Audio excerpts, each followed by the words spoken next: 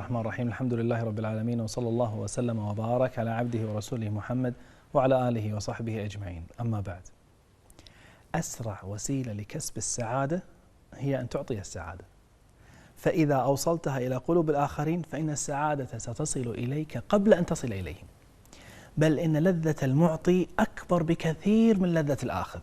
وغالبا فإن الإنسان عندما يبحث عن العطاء فإنه ينظر إلى المحتاجين في القرى أو المدن الفقيرة، ولكن توجد شريحة منسية في المجتمع، إنهم المسجونون بسبب ديونهم. وقد جربنا ذلك من قبل في الرحلة السابقة عندما أطلقنا سجناء في إفريقيا بسبب الديون، فكانت لحظات لقائهم بأهلهم من أجمل اللحظات. هذه المرة ذهبنا إلى سجن في اليمن لدفع ديون بعض هؤلاء وإخراجهم.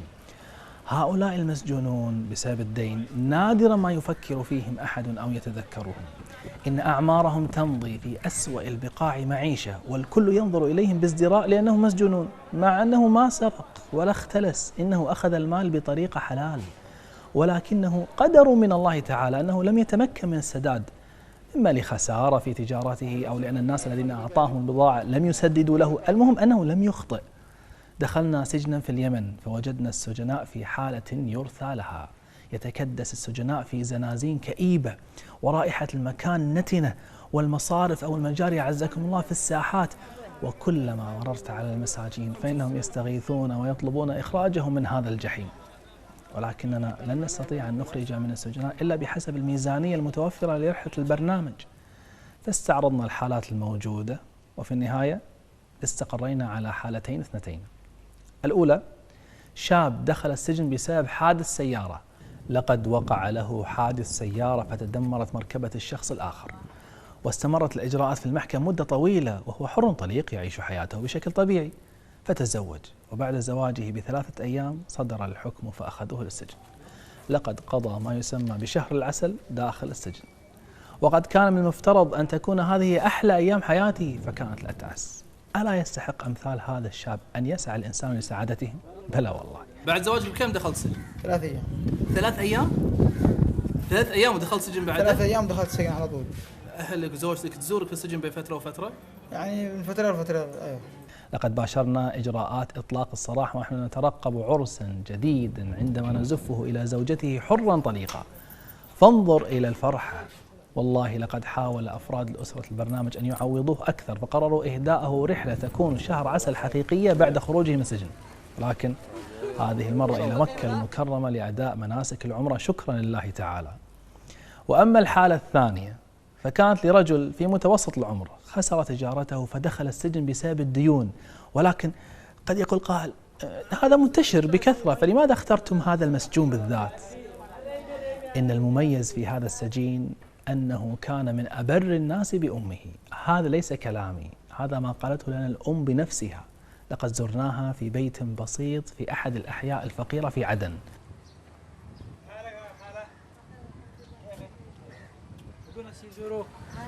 السلام عليكم. تسمحين لنا نزورك خالة؟ جزاك الله خير. الله يحفظك. من ذوقك. كيف حالك يا خالة؟ بخير الحمد. لقد كانت امرأة طيبة كبيرة في السن، وكانت تكلمنا بلهجتها المحلية. ايش في ابنك؟ ابني والله ماني داري كيف قضيته. نعم. انه يجي ما يرضيش يدري، انا بسمعه دموعه يبكي. اقول له يا ابني ما عليك. يبكي هو؟ بس يبكي. ولقى وكان يشتغل البيت فين اروح اجلس انا يا ابني اموت بالرصده. لا الله يطول عمرك ان شاء الله. خالة هو كان بار فيكي؟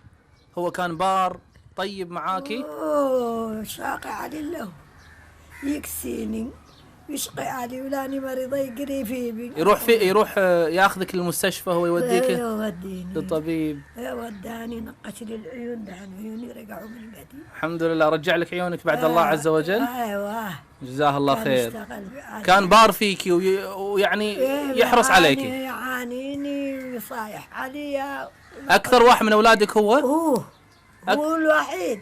هو الوحيد. واشوفه مشتغلوا ما حيظهر علي للبيت. ما حد يجي لك من اولادك الا هو؟ وبس هو. متى اخر مره شفتيه يا خاله؟ دحين لي شهرين ما رحت. شهرين ما رحتي السجن؟ لا عيد شهر قديد ولا حاجة. حتى السنة ده العيد ما رحت عنده، قال يدي ما فيش معي يا ابني، قال لي لقطه أعطيك واحد.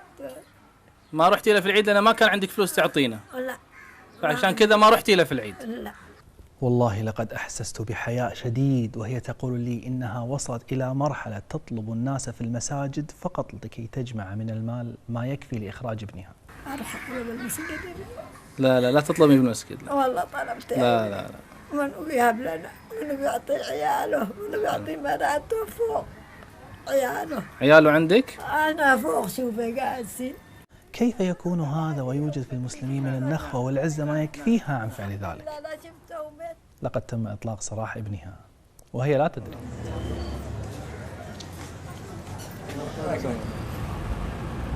هو الآن في طريقه إلى بيت والدته، قال أول ما أبدأ به أسلم على والدتي. كان شعورا غريبا أننا نسمعها وهي تشتكي ونحن نعلم أن ابنها في طريقه إليها حرا معافى من الديون وهي لا تعلم. لقد كانت مفاجأة. كيف فرحتك لو دخل عليكي؟ فرحتي بالدنيا يا عيالي، فرحتي بالدنيا. لا دخل علي ومت وشفته. نعم. الحمد لله لا شفته ومت، نحمده واشكره يا ابني. لا إن شاء الله يطول عمرك على طاعة الله وتشوفينا إن شاء الله إن شاء الله بإذن الله. هذا هو حج أيمن.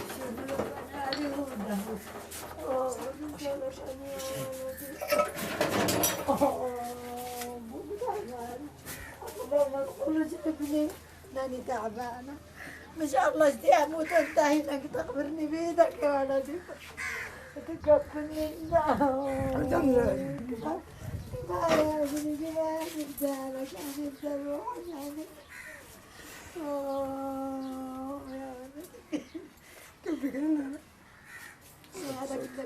ولدي ومن أجمل اللحظات أيضا دخول ابنه الصغير عليه بعد غياب 4 سنوات.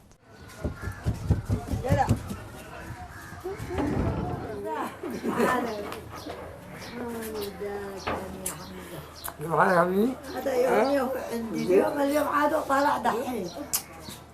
أخي الكريم، أختي الكريمة، إذا كانت لديك أسرة تستطيع أن تقضي معها أوقاتك فاعلم أنها نعمة من الله تعالى. بعض الناس قد حرم منها كما حدث لهذين السجينين. فلا تهمل والديك وزوجتك وأبنائك وإخوتك لأجل الخروج مع الأصحاب أو تتبع الهوايات أو حتى الأعمال والتجارات. هذه ليست أولويات، هذا كله يأتي بعد أهلك وأسرتك. ولا تخدع نفسك بأنك تفعل هذا من أجلهم، إنهم لا يريدون منك كل هذا، لا يريدون كل هذا العمل والرزق، إنهم يريدونك أنت. هل وصلت الرسالة؟